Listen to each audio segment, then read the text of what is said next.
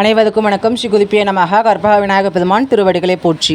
எல்லா சம்பத்துகளையும் முதலக்கூடிய ஸ்ரீ லலிதா சஹஸ்ரநாமத்தினுடைய 2வது தியான ஸ்லோகத்தை பார்க்க போகிறோம்.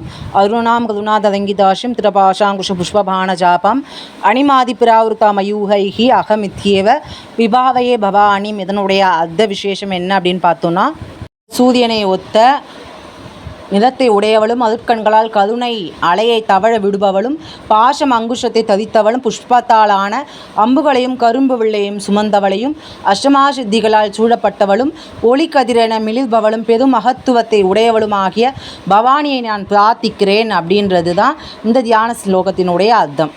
தேவியினுடைய கருணை மிக எளிதாக பெற்றுக்கொள்ளக்கூடிய வகையில் ஸ்ரீ லலிதா சஹஸ்ரநாம பாராயணம் அப்படின்றது மிக முக்கிய இடத்தை வகிக்கின்றது. அம்பாளினுடைய கருணைக்கு நாம் பாத்திரமானோம் அப்படின்னா எல்லா நலன்களையும் பலன்களையும் அம்பிகை நமக்கு நிச்சயம் கொடுப்பாள். குருகுகா சந்திரமுகா